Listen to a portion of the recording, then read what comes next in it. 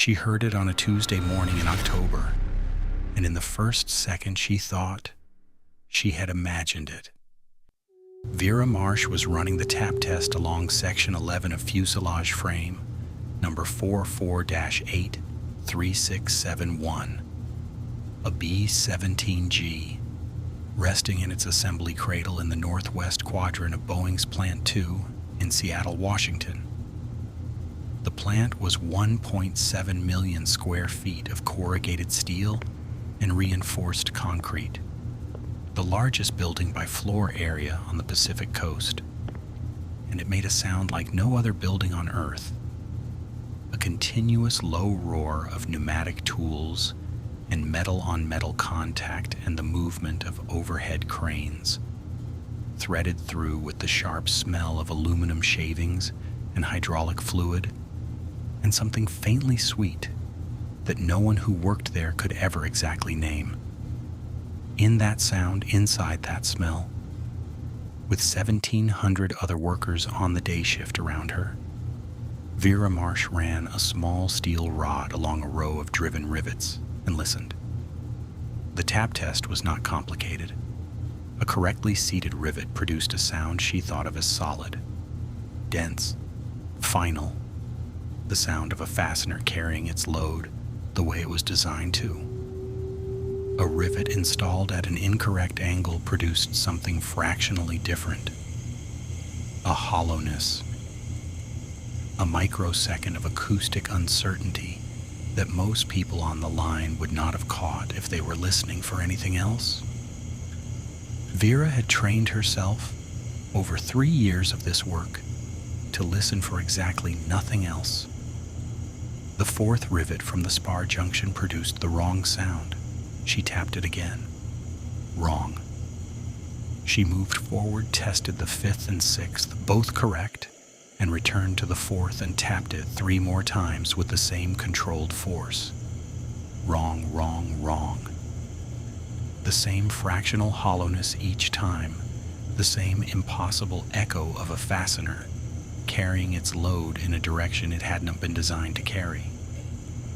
The rivet head was smooth and symmetrical. There was nothing for a visual inspection to find, but the sound did not lie. She wrote the position in her notebook: row 11, position 4, frame 44-83671, and kept working. Vera Marsh had learned to listen the way she learned most things, from her father, in the dark. Robert Marsh had worked 31 years as a structural inspector at the Puget Sound Naval Shipyard in Bremerton, 20 miles across the Sound from Seattle. He was the man who walked the hull panels of destroyers with a calibrated tap hammer, and he had a way of standing still while he listened that other workers described as unsettling, a complete physical quietude, as if the body itself was attending to the sound, rather than simply the ears. He taught Vera this in the hull compartments of ships in dry dock, beginning when she was perhaps 10 years old, and he had run out of reasons not to bring her to work. He did not explain it as a skill. He demonstrated it as a practice, over and over, until she had absorbed it through repetition rather than instruction. "You're not listening for the sound," he told her once when she was 12, standing beside him in a half-dark compartment with a tap hammer between them. "You're listening for the absence of the sound you expect. Those are 2 entirely different operations." At 12, she had thought it was a metaphor. At 26, standing on the floor of a B-17 production plant, she understood he had been describing a diagnostic method with more precision than most engineers used in writing. She arrived at Plant 2 in March of 1942, 6 weeks after Pearl Harbor and 1 month after her younger brother Tommy had enlisted and been assigned to the Army Air Forces as a radio operator. The Boeing recruiter had placed her on airframe assembly, not clerical, not cafeteria, not administrative. After her application, listed 3 years of part-time structural inspection work at her father's shipyard. She trained for 6 weeks on fastener and junction work. After that, she moved faster than most of the men on her section. Not because she was stronger, because she was quieter. By October of 1944, she had spent 26 months on the wing spar junction team. She had inspected the junction rivets on every frame her station processed. She had flagged 11 defective rivets in 26 months. All 11 had been corrected within a shift. None had ever been disputed. None had ever been anything other than a straightforward quality anomaly caught by a straightforward quality check. The kind of catch the system was designed for, the kind of problem the system was designed to fix. What she had found in frame 44-83671 was not that kind of problem. She finished the tap test on 44-83671 in 40 minutes. In those 40 minutes, she found 3 more anomalous rivets on the same frame. Row 11, positions 7, 12, and 19. 4 total. All 4 in the same lateral zone of the wing spar junction. All 4 producing the same fractional hollow sound. All 4 visually correct. She wrote each one in her notebook with the same information. Position, tap result, estimated deviation from correct seating angle based on the acoustic signature. The last item was a judgment she could not have defended in an engineering report. She would have bet her monthly pay on it in any practical test. She had one explanation for a pattern like this. A pneumatic rivet gun operating below specification pressure drove rivets at a consistent angular deviation. Not a random error, but a repeating mechanical one. The same mistake on every fastener the gun touched, because the error belonged to the machine, and machines did not improvise. 4 rivets in the same lateral zone, all showing the same off-angle acoustic signature, meant one thing: a gun that had been used at incorrect pressure, producing fasteners that looked correct on the surface and failed structurally inward, where a visual inspection could never reach. She understood what an incorrectly seated wing spar rivet meant at altitude. Her father had explained metal fatigue to her in hull terms, but the physics were the same. Cold, contracted metal. At 25,000 feet over Germany in October, the outside air temperature ran between -45 and -60 degrees Fahrenheit. The airframe contracted in that cold. The structural load on every fastener in the wing junction increased. A rivet seating its load at an incorrect angle in warm metal at sea level could hold, until the metal contracted around it at altitude and the dynamic loading of a combat aircraft in descent or evasive maneuver asked it to hold more than its actual geometry could carry. She needed to know how many frames this gun had touched before hers. The production logs were in the station coordinator's filing cabinet at the west end of the section. Gray metal drawers holding the assembly records for every frame processed in the current quarter. She pulled the log for 44-83671 during her lunch break. Night shift wing spar entries: Pacific Frame Associates, lead cert, D. Kowalczyk, rivet gun serial 7-1144, cert date October 9th, 44. The certification said the gun was calibrated. It gave no calibration value. Certification entries never gave calibration values. They gave a signature. She pulled 5 more logs, going back 2 weeks. Same team, same gun, same lead signature. She pulled 8 more, 9 data points total, and had her answer before she had finished the last one. Pacific Frame Associates, operating on the night shift since late August, had been using gun 7-1144 on the wing spar junction of every frame that needed additional assembly time after the primary day shift cycle. The error was not recent. It had been running for 6 weeks. She put the logs back.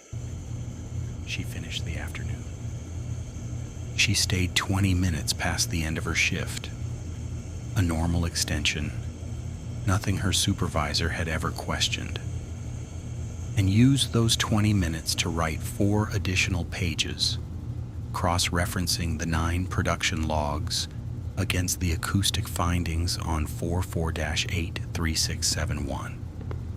Her estimate? 3 to 6 defective rivets per affected frame, all in the same lateral spar zone. 9 frames on the floor, perhaps 50 defective rivets total, each one carrying its structural load at an angle designed for nothing it was being asked to hold. She closed her notebook and walked out into the October rain and went home, and did not sleep. The next morning she went to Raymond Cleary before the shift started. Cleary had managed the day shift wing assembly section since 1937. He was a compact, quick-moving man in his mid-40s who knew the physical layout of Plant 2, the way some people know the layout of their own childhood homes.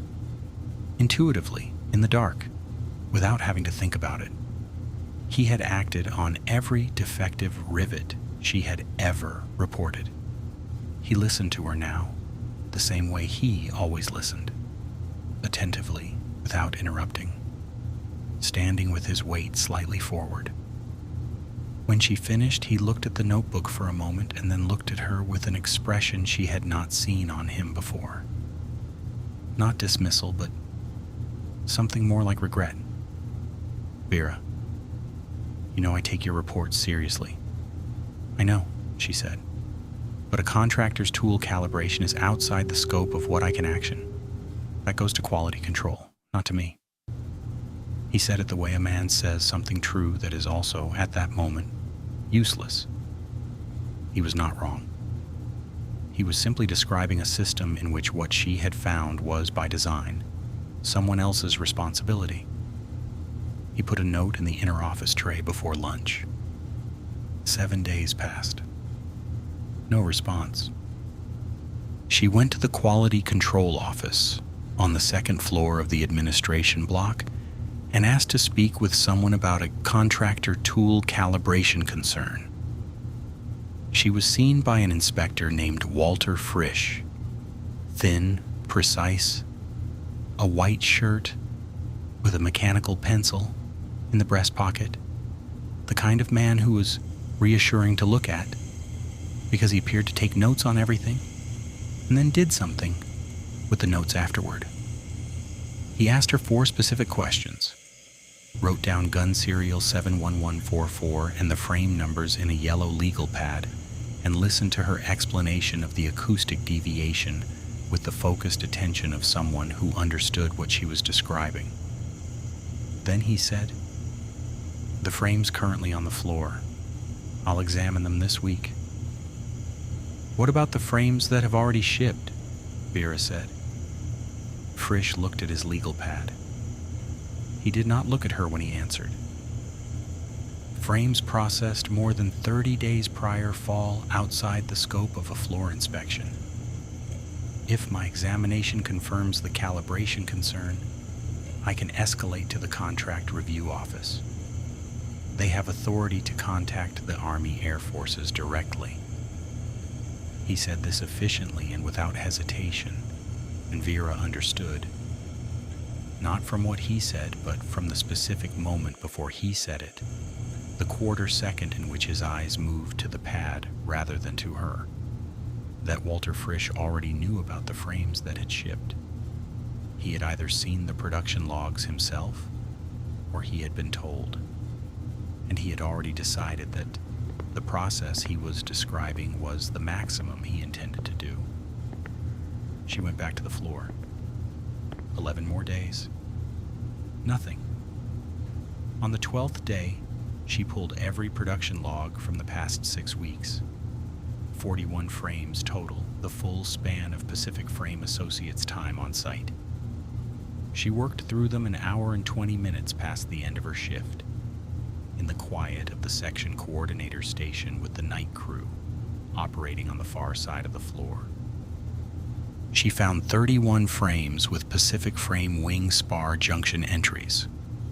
Of those 31, she estimated 25 to 30 had at least 3 affected rivets in the lateral spar zone. Then she pulled the shipping records. 23 aircraft, delivered to Wright Field, Ohio. From Wright Field, B-17S were ferried to the 8th Air Force in England and assigned to bomb groups in East Anglia. She counted the tail number sequence in the transfer log. 23 aircraft. The sequence ran from 44-83641 through 44-83668. She wrote all 23 numbers in the back of her notebook. She already knew one of them. Frame 44-83658. The frame she had processed 11 days before 44-83671. The one she had passed without flagging, because the defect had not yet become audible to her, because she had not yet known what sound to listen for. Frame 44-83658 had left Wright Field for England on October 3rd. If it had been assigned to a bomb group on arrival, and at the 8th Air Force's current operational tempo, assignments were running within 4 to 7 days of delivery. Then 44-83658 had been flying combat missions for at least 2 weeks. She did not know how many missions it had flown. She did not know what target it had been sent to. She did not know whether it was still flying, or whether the defect had already become relevant under conditions she could calculate on paper, but could not prevent from the floor of a factory in Seattle, Washington, 8 time zones and 4,000 miles from where the aircraft was. She put the shipping records back. She buttoned the notebook into the interior pocket of her coat. She walked to the exit and stood for a moment in the October rain at the plant's main entrance, looking back at the corrugated steel wall of the largest building she had ever worked inside. Somewhere on the far side of that wall, the night shift was running, was gun 7-1144, or a gun calibrated to the same incorrect pressure, which was the same thing, was driving rivets into the next frame in sequence. She had one option left that she had not yet tried. It was the option she had wanted to avoid, because it required going outside the plant's reporting structure entirely, past Cleary, past Frisch, past the contract review office that Frisch had described as the maximum available escalation, to someone who had the authority to reach across 4,000 miles and ask the 8th Air Force to ground 23 B-17 for a structural inspection that no one had yet ordered. She did not know if such a person would listen to a woman on the assembly line with a tap rod and a notebook. She was going to find out the option she had not yet tried had a name: Carl Dempsey. Dempsey was a Boeing structural engineer who occupied a small office on the northwest side of the administration block, 2 floors above the quality control suite, where Walter Frisch kept his legal pads and his careful, efficient irrelevance. Vera knew him through his technical bulletins, 3 of them posted on the section boards over the past year, all of them rigorous and direct and legible to anyone who was paying attention. She had paid attention. That gave her a starting point that wasn't cold. She went to his office on a Thursday morning before her shift, carrying the notebook and a 2-page summary she had written the previous evening. She put the summary on his desk without preface, and gave him 3 minutes to read it. He read it in 2. Then he set it down, and something shifted in his expression. A brief, unmistakable reaction, the kind you cannot rehearse because it requires genuine surprise. It was there clearly for perhaps 4 seconds. Then it was controlled. "How many frames did you pull the production logs for?" he said. 9 documented, estimated 31 affected across the 6-week period. He looked at the summary again. He picked up a pencil and made a mark on the page. Not a notation, just a line, a physical habit of thought, and was quiet for a moment. Then he put the pencil down and said the thing Vera had half expected him to say. Not because it was wrong, but because it was the shape of how institutions moved. "The person you need is Hartley, Army Air Forces Plant Representative, 2nd floor, East Corridor. He's the only one who can generate a modification order for delivered aircraft." "Will he?" Dempsey looked at her directly. "He'll need a structural stress analysis confirming failure risk under combat loading parameters. That analysis has to come from Boeing Engineering. I can't commission it without going through quality review." He paused. "And quality review has already seen this." He said that last sentence quietly. He had understood from her summary exactly what the paper trail looked like. He had understood that Frisch had seen her submissions and had chosen a scope for his investigation that left the delivered aircraft untouched. He was not pretending he hadn't understood it. He was telling her, precisely and without elaboration, that the path he could have taken, commissioning the stress analysis himself, escalating within engineering, ran through the same quality office that had already made its decision. He was telling her he had a career and a position and a set of relationships in this institution that had a specific value, and that value sat on one side of a scale that he had just finished weighing. "Go see Hartley," he said. "Keep everything you've got. Don't let anyone tell you to set it aside." She went to find Hartley.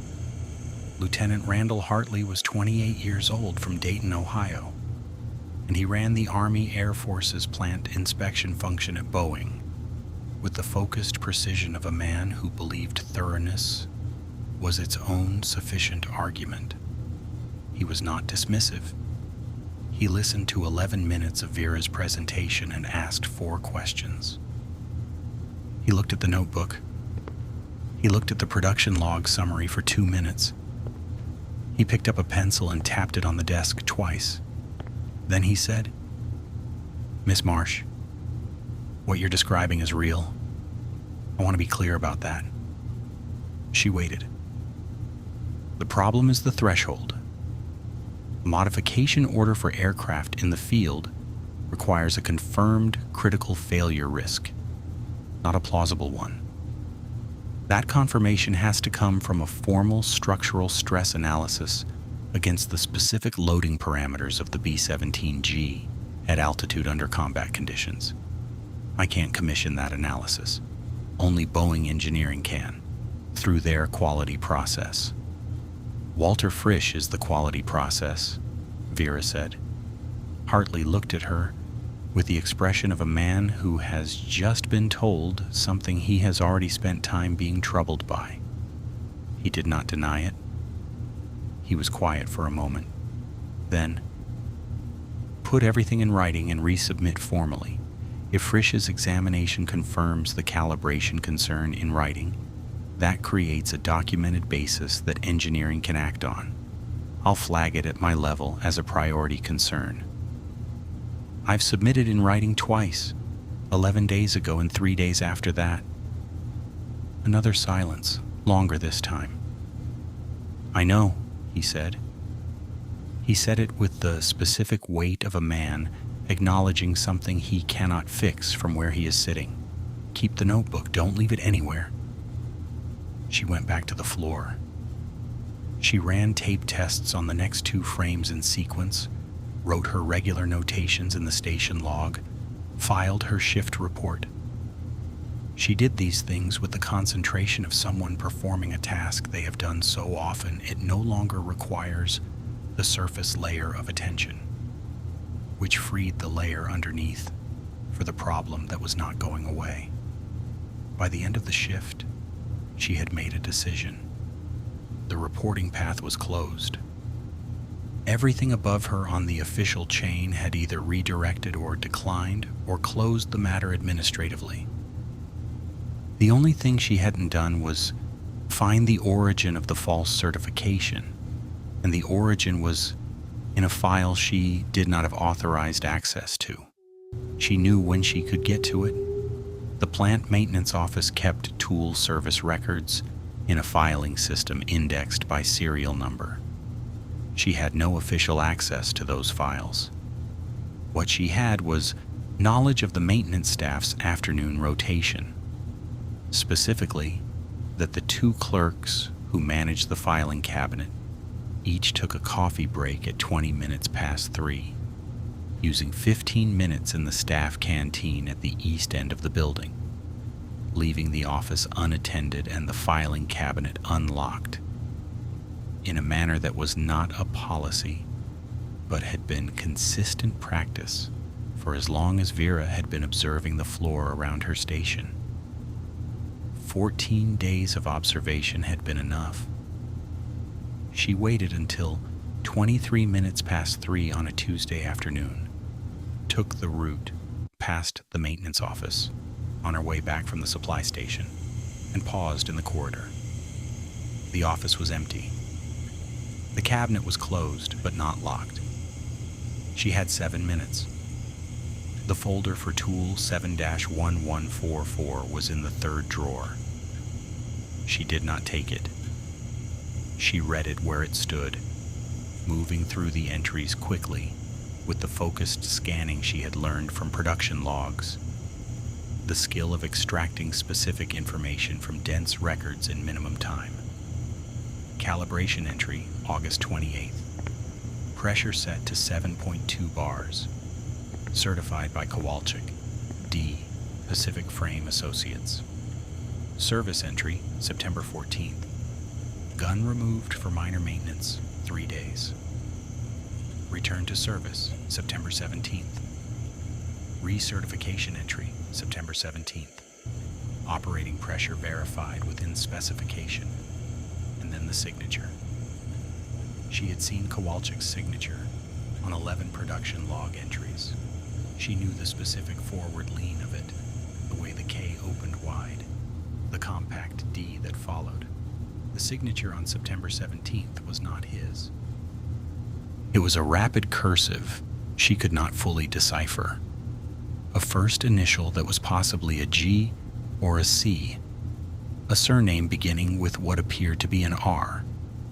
She copied it as carefully as 7 minutes allowed, approximating the letter forms in her notebook from memory the moment she was back in the corridor with the office door as she had found it. Gun 7-1144 had come back from 3 days of maintenance and been returned to the production line with a calibration certification signed by someone who was not the team lead, which meant either that a calibration test had been performed by a different Pacific Frame associate who had authority to certify, or that no calibration test had been performed and the certification signature was false. The second possibility meant that the person who had signed had returned a gun of unknown pressure to a line producing aircraft wing spar junctions under active military contract, and that this decision had been made by someone with enough standing in Pacific Frame Associates organization to have signing authority, above Kowalczyk, in an administrative position. She walked back to her station and did not look at the floor around her differently from usual. She looked at it exactly the same way. That was the skill now. Helen Kostrecki stopped her in the corridor 2 days later. Helen worked swing shift on fuselage framing. Quiet, precise, steady in the way of people who had decided exactly how much of themselves to bring to a given space and brought exactly that amount and nothing else. She had a husband named Edward in the 381st Bomb Group, Ridgewell, England. She had mentioned this once, briefly, in the particular way that women with husbands in combat mentioned such things in 1944, as a fact that required no elaboration and accepted no comfort. "I heard you've been looking at production records for delivered aircraft," she said. "Quality review," Vera said. Helen looked at her for a moment with an expression that was not quite a challenge and not quite an offer. "The 381st has been receiving new production aircraft since September. Edward wrote me that they got 7 new ships in 3 weeks. He says the new ones fly differently. Higher ceiling, fuel system changes. He notices things like that." She paused. He noticed that the one they assigned his crew ran rough on the climb to altitude on the first mission. Vibration in the wing. They logged it with maintenance at Ridgewell and were told it was normal new aircraft behavior. She held Vera's gaze for one more second and then walked back toward the swing shift entrance without adding anything further. Vera stood in the corridor for a moment. Vibration in the wing on the climb to altitude. A B-17 under combat loading conditions. Full fuel load, full bomb complement. Climbing to 25,000 feet in formation. Put specific dynamic stress on the wing spar junction. Stress that increased as the metal contracted in the cold. A rivet, seated at an incorrect angle, did not advertise itself through normal ground operation. It announced itself through vibration under load at altitude. The metal speaking in the only language that mechanical stress ever uses. The language of movement where there should be none. The 381st's maintenance at Ridgewell had told Edward Kostrecki it was normal new aircraft behavior. It was not normal. Vera was certain of that, the way she was certain of the 4th rivet in row 11 of frame 44-83671, because both certainties came from the same source: the knowledge of what a sound means when it is wrong. The delivery pipeline sequence put the 381's 7 new aircraft in the range 44-83641 through 44-83647. The oldest frame in that group had been in England since early October. It had been flying for 6 weeks. D. Kowalczyk found her at the time clock on a Friday afternoon. He fell into step beside her, Lysak, a heavy-set man in his 40s, with the physical ease of someone who had worked industrial plants long enough that they had become a natural habitat. He introduced himself, shook her hand, said he understood she had some concerns about Pacific Frame's wing spar work. He said it pleasantly. He said it the way a man says something he has decided in advance to say pleasantly, regardless of the response. "We take quality seriously," he said. "We want concerns to go through the right channels." "I've used the right channels," Vera said. "Of course." "Good. That's exactly right." He matched her pace without appearing to. "I also wanted to mention, unrelated, that the Supplemental Contractor Review Board meets in December to assess integration between supplemental teams and primary station workers. Part of what they look at is workflow friction, disruptions to standard station operations. That affects individual station ratings for the next quarter contract. He stopped at the time clock corridor and said good evening and turned toward the contractor exit at a pace that had never been hurried. She punched her card. She stood at the time clock and looked at her time card for a moment as if it contained something worth reading. It had not been a threat. Nothing about it had been specifically a threat. It had been a description of a process and the process's effects, delivered to a woman who had a station assignment and a pay differential, and both of those things depended on her station rating. And her station rating lived inside a review process that a man from Pacific Frame Associates had just spent 60 seconds explaining with great care. She went to her locker. The following week, Walter Frisch's inspection report moved from the quality office to the coordination files.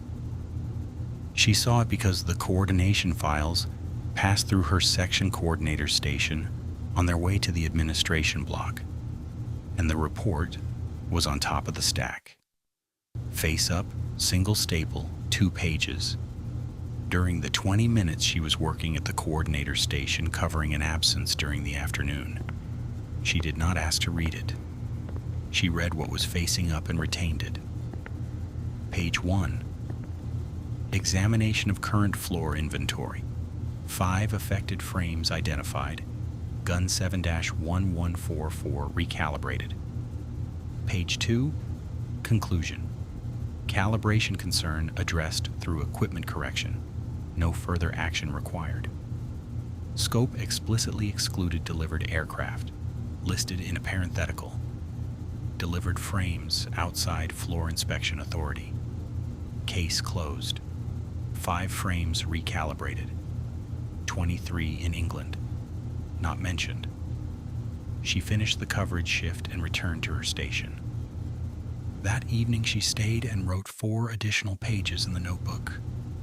The false recertification analysis, the Helen conversation, the Kowalczyk approach, the Frisch conclusion. She worked with the section door closed, sitting on a stool at the coordinator station, the pen moving at the same steady pace it always moved at, not hurrying. She heard the night crew start up on the far side of the building at 10, the pneumatic tools resuming, the low industrial roar settling back into place. She went to her locker. The padlock was open, not at an angle, not sprung or failed. Open the way a padlock opens when someone who knows how to open a padlock has closed it without knowing that Vera always pressed 1/4 rotation past the click to seat the mechanism fully. She had done this since her first week at Plant 2, the same way she did everything, consistently, precisely, because a system only works if the standard is maintained every single time. The person who had reset the lock had closed it to the first click and stopped. She looked at the contents. Apron, spare rod. Tommy's photograph on the inside of the door. Her bag. Everything exactly as she had left it. Nothing taken, nothing moved. The notebook was buttoned inside the pocket of the coat she was wearing. It had been there every day since October. She had never left it in the locker. Not since the day she had written the 23 tail numbers in the back pages. Whoever had searched the locker had found the apron and the photograph and the spare rod, and the complete absence of 47 pages of handwritten documentation that they had apparently had specific reason to expect would be there. They had not found it because they had been looking in the wrong place. They knew now that the notebook was not in the locker, which meant they would think about where else it was, which meant she had a shorter interval than she had had this morning before someone made a decision about what to do about a woman on the assembly line who had been documenting their calibration fraud for 6 weeks and was apparently carrying the documentation somewhere on her person. She reset the padlock, 1/4 rotation past the click, and went home. There was a letter on the hall table, forwarded from her parents' address in Bremerton. her brother Tommy's handwriting on the envelope, the Army Air Force's censor stamp across the upper right corner. She took off her coat first, slowly, and hung it on the hook by the door, the notebook still in the interior pocket. Then she opened the letter. Tommy wrote the way he always wrote, in short bursts, half sentences, the rhythm of someone thinking faster than the pen could manage. His crew had been assigned a new aircraft. They had named it already, Bremerton Sal, after the town, which Vera read with a specific tightness in her chest because it meant he was carrying home into whatever he was flying into. He gave her the tail number because he knew she worked at Boeing and thought she might find it interesting, the way he had given her tail number since he first arrived in England, a small thread of connection between the factory and the sky. She read the number twice. 44836661. She put the letter on the table and stood in the hallway for a long moment without moving. She knew that number. She had written it in the back of her notebook 7 days ago in a list of 23 ranked by delivery date, cross-referenced by bomb group and estimated time in service. 44-83661 was the 9th in the sequence. It had been in England for approximately 5 weeks.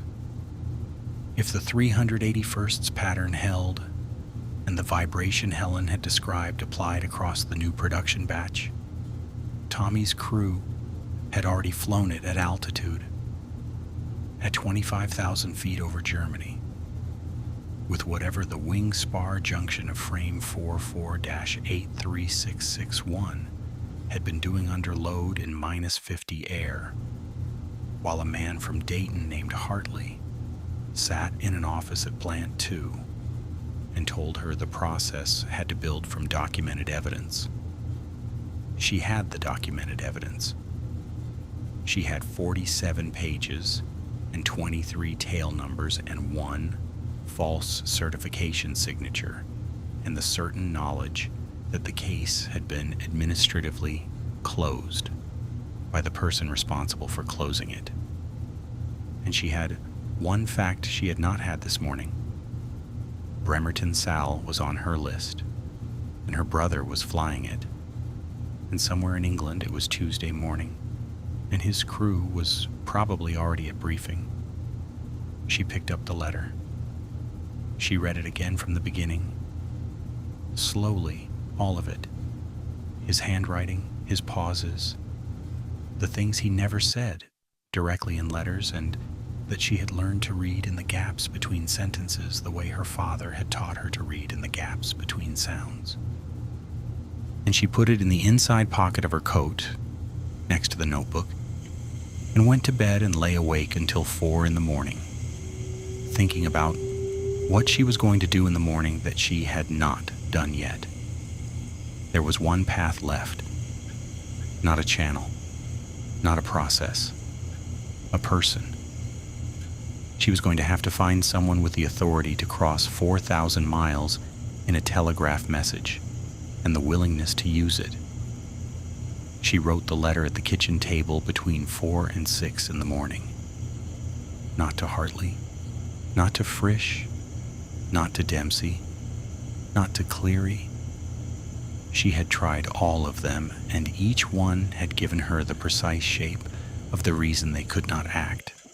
Jurisdictional, evidential, procedural, and beneath every shape the same substance. A system moving at a specific speed, in a specific direction, unwilling to interrupt itself for a woman on the assembly line with a taprod and a notebook, and a brother flying at 25,000 feet in a plane whose spar junction nobody had formally confirmed was failing. The letter was 4 pages, numbered specific. She addressed it to a woman named Miriam Oates, care of the 15th Avenue Methodist Church, Capitol Hill, Seattle. Miriam Oates was the Pacific Northwest Regional Representative of the United Auto Workers Women's Bureau. Not quite union, not quite government, but occupying the exact space between organized labor and the War Production Board, where things that couldn't move through official channels sometimes found a different route. Vera had known the name for 2 years through the informal current of information that moved among women doing industrial work in the Pacific Northwest. Not organized, not announced, simply present, the way certain knowledge circulates through a workforce that has learned to pass things without leaving a paper trail. The church was on the second floor of a building that smelled of floor wax and old hymnals. Vera arrived at 7:15. Oates was already at her desk. A small woman, perhaps 50 years old, narrow through the shoulders, with the particular kind of stillness that belongs to people who have made a discipline of deciding exactly when to act and not a moment sooner. She read the 4 pages without speaking, set them down, read 2 sections a second time, then she looked up. She had, by this point in her life, read several thousand documents submitted by women who had been ignored by people who should not have ignored them. She read Vera's letter the way she read all of them. For accuracy, for specificity, for the internal consistency that distinguishes someone who knows what they saw from someone who knows what they want to believe they saw. The letter passed that test in about 90 seconds. What followed, the final minute and a half she spent rereading sections, was not doubt. It was preparation. "How many days since the quality office closed the matter?" she said. 11. "And you have 23 tail numbers with a documented calibration chain back to one specific gun. And a false recertification entry signed by someone other than the team lead?" Oates set the letter on the desk and folded her hands on top of it. "I know a woman named Patricia Hale at the Army Air Force's Safety Division in Dayton. She runs the flight defect reporting system. She receives reports from operational maintenance teams and can generate a technical inquiry. It's not a modification order. It doesn't require a stress analysis. It requires a credible, documented report from someone in the production chain." "That's what I have." "Yes," Oates said. "That's exactly what you have." She picked up the telephone and asked the operator for a long-distance connection to Wright Field, Dayton, Ohio. She said it with the ease of a woman who had made this particular call before. Not this call specifically, but calls of this kind to people in this position, on behalf of women that institutions had declined to believe until someone with a different kind of access placed a telephone receiver on a desk and asked for an explanation. Patricia Hale received Miriam Oates' telegram summary at 2:40 in the afternoon on Thursday. She responded within 46 hours. Not with a modification order that required the Boeing stress analysis that Frisch's administrative closure had effectively blocked, but with a technical inquiry request directed to the 8th Air Force's 381st Bomb Group at Ridgewell, Essex, England. The inquiry covered 9 tail numbers. The 7 Vera had estimated were with the 381st from delivery sequencing, and 4-4-8, 3658, and 4-4-8, 3661. Bremerton Sale. The inquiry instructed the 381st's maintenance team to ground the 9 aircraft immediately and conduct tap test examination of the wing spar junction rivets in lateral section 11 using acoustic methodology described in 6 lines. The methodology was the same one Vera's father had taught her in a ship's hull compartment in Bremerton 20 years ago, now transmitted by telegram across 4,000 miles and 8 time zones to a maintenance hangar in Essex, England, in November of 1944. At Ridgewell, the 9 aircraft were pulled from the flight line on a Tuesday. November in Essex was cold and gray and wet in the way that East Anglia is wet. A low, indeterminate dampness that settled into the corrugated metal of the hangars and the flak-patched canvas of aircraft covers and the wool of every coat on the airfield. The ground crews worked 31 hours across 2 shifts, moving from aircraft to aircraft in the specific methodical way that tired men work when they have been told the work matters without being told exactly why. The instruction from Dayton described the tap test procedure without naming its origin. It said, "Listen for acoustic anomaly in the lateral rivet zone, indicating possible off-angle seating." It did not say, "A woman in Seattle heard this 6 weeks ago, and no one believed her." 4 of the 9 aircraft showed positive results. 3 clearly, 1 borderline. Bremerton Sal was one of the 3 clearly positive. The 381st's maintenance officer, Captain William Szymanski, filed his confirmation report to Wright Field on a Monday morning. He included tap test results for all 9 aircraft, crew testimonials about acoustic findings, and his own engineering assessment. The defect was present. It was not random. In 3 of 9 aircraft from a single delivery sequence showing the same structural anomaly in the same zone of the same component indicated an origin in production rather than in field wear or combat damage. The aircraft had been flown while the defect was present. The 3 clearly positive frames had collectively logged 44 combat missions since arriving in England. He added near the end of the report that one of the borderline aircraft had been logged the previous month by its crew for wing vibration during climb to altitude, had been examined by Ridgewell Maintenance, and cleared with a notation of normal new aircraft behavior. That notation, he wrote, would be corrected. Szymanski's report reached Patricia Hale on Wednesday.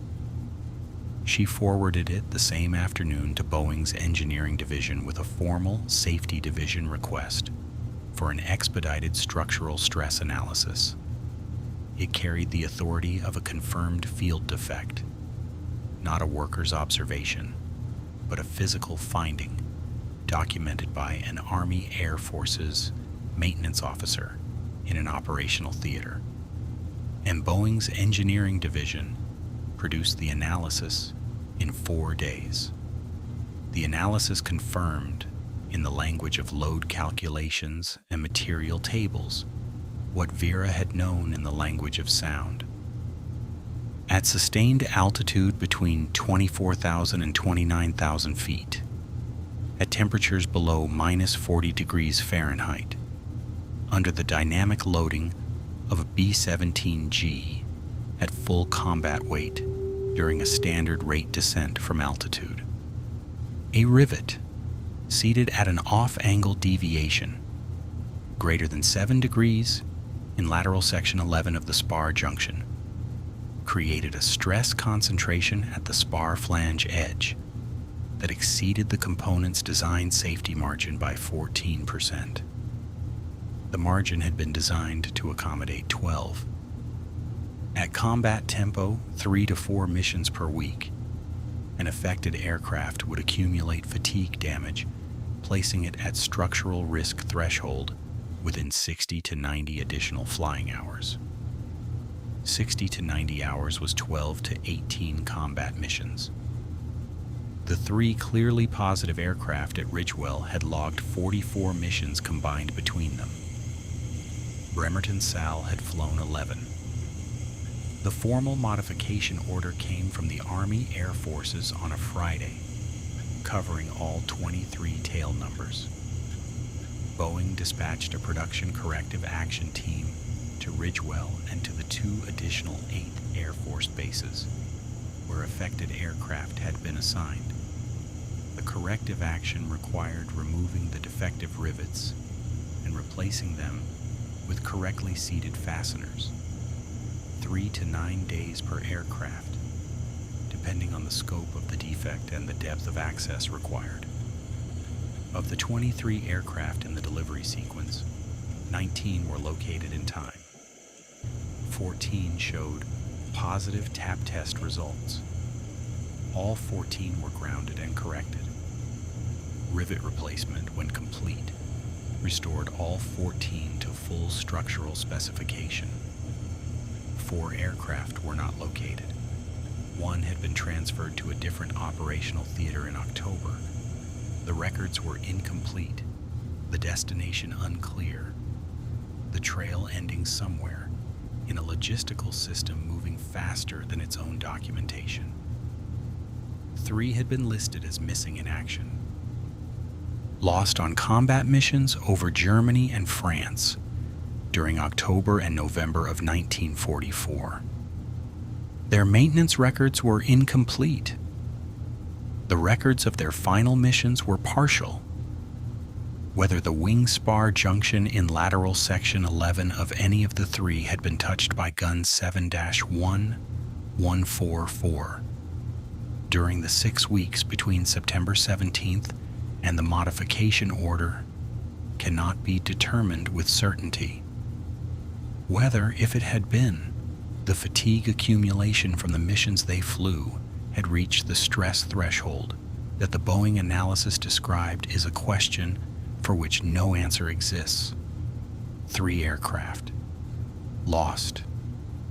The calculation cannot be completed.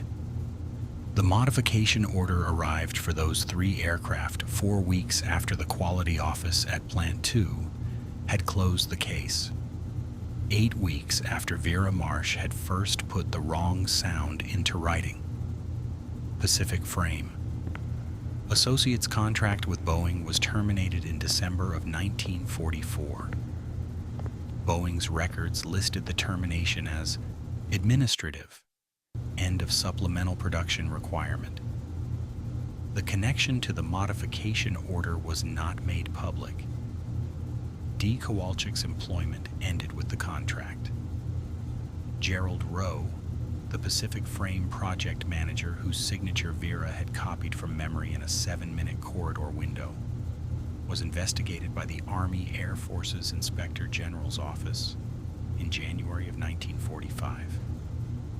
The investigation confirmed that the September 17th recertification had been signed without a calibration test being performed. No criminal charges were filed. Rowe signed a statement acknowledging a documentation irregularity. He left Pacific Frame in February 1945. The company closed its Tacoma operation in the spring of 1946. Walter Frisch remained in his position at Boeing's Quality Control Office until 1952. Randall Hartley completed his plant assignment in July 1945 and was discharged from service in September. Carl Dempsey left Boeing in 1947 for a position at Douglas Aircraft in Long Beach. He worked in aviation for 24 more years. He was cited in 3 engineering publications. He did not mention Vera Marsh in any professional context, published or otherwise, in any of them. Vera kept her station assignment through the end of the war and for 15 years after it.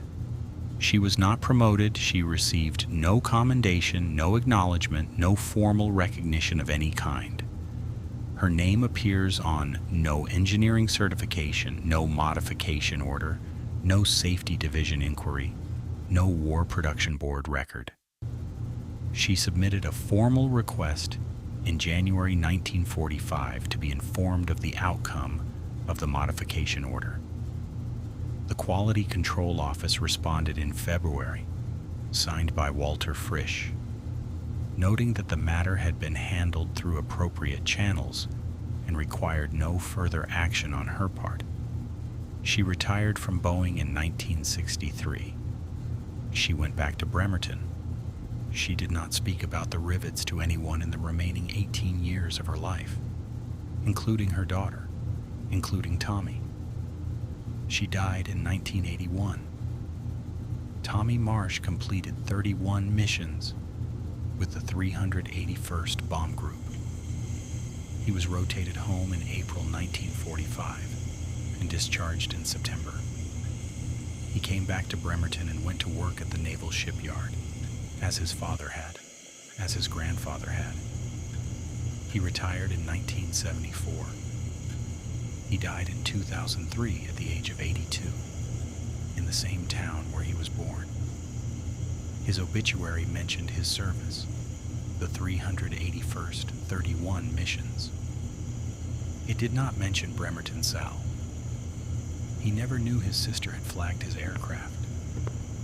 Vera never told him, not in November of 1944, not in the 40 years they lived within 20 miles of each other afterward. Her daughter once asked her, near the end of her life, whether she had ever worried about Tommy during the war. Vera was quiet for what her daughter described as a longer pause than usual. Then she said, "I was working on it." Her daughter did not know what that meant. She did not ask. Vera's daughter found the notebook in 1983 in a cedar chest in her mother's bedroom.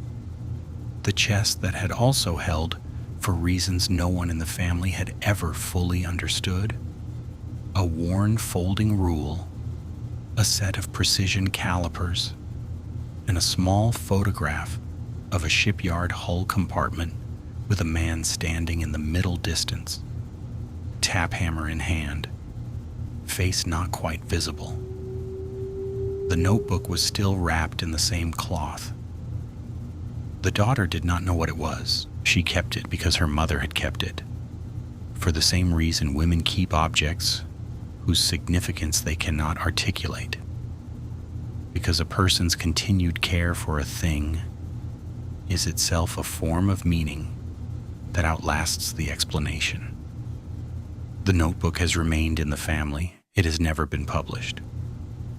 In 1987, aviation historian Robert Kessler published the production fault record, American Bomber Manufacturing Defects, 1942 to 1945. On page 341, in a footnote to a chapter on pneumatic tool calibration standards, he noted a 1944 technical inquiry initiated through an Army Air Forces Safety Division report originating with a worker at the Boeing Seattle facility. The worker was identified as V. Marsh, female assembly worker, day shift, wing spar junction section. The footnote was 12 lines long. It was the first time her name appeared in print. In 2001, a researcher named Angela Reyes, working on a study of women industrial inspectors in the wartime defense industry, found Patricia Hale's complete correspondence file in the National Archives in College Park, Maryland. 23 pages. Vera's 2-page summary, Miriam Oates' telegram, Hale's technical inquiry requests, Szymanski's confirmation report, the Boeing analysis, and at the back, a handwritten note dated November 28, 1944, in Hale's handwriting, written for her own file and never sent to anyone. Workers' documentation exceeded in accuracy and scope any formal quality report received from the producing facility. Modification order should have been issued a minimum of 4 weeks earlier. Note for process review, individual production worker reports require a clearer escalation mechanism that bypasses local quality office jurisdiction when the local office has already declined to act. The process review Hale recommended did not occur. The note sat in an archive box in College Park for 57 years. Angela Reyes published her study in 2004. She gave Vera Marsh 12 pages. The book sold 1,400 copies and received 2 favorable academic reviews. It is out of print. There are 4 aircraft whose fate is uncertain. 1 lost somewhere in a wartime logistics system that moved faster than its own records. 3 listed as missing over Europe in the autumn of 1944. For all 4, the modification order arrived after the fact or not at all. For 3 of them, whether the wing spar junction had been touched by gun 7-1144 is unknown. Whether, if it had been, the fatigue damage had reached the threshold described in Boeing's analysis is unknown. Combat losses have many causes. The determining cause for any individual aircraft is rarely recoverable from the record. The record for those 3 aircraft is entirely silent. Vera Marsh heard a wrong sound in a rivet on a Tuesday morning in October. She put it in writing and carried it in her coat pocket for 6 weeks. Every person in the official chain who received her documentation acted to limit its scope rather than expand it. One woman in a Methodist church on Capitol Hill made a telephone call, and the call reached a woman in Dayton who had the authority to ask a question in the right direction, and the question crossed an ocean, and ground crews in Essex ran a tap test through the night. And the test found what Vera had known since October. 14 aircraft were corrected. 44 combat missions had already been flown on defective wing spars before the order reached England. Tommy came home. The notebook is in Bremerton. The cloth cover is worn through at the spine. The pages are numbered in the same hand throughout. Careful, consistent. The hand of someone who understood that clarity is its own form of argument. The tap test entries are legible. The production log cross-references are legible. The 23 tail numbers in the back are legible, written in a column in order of delivery date, beginning with 44-83641 and ending with 44-83663. Beside 14 of them, a small mark, made at some later date, in pen by the same hand. Beside 44-83661, the mark and one word, written smaller than the rest.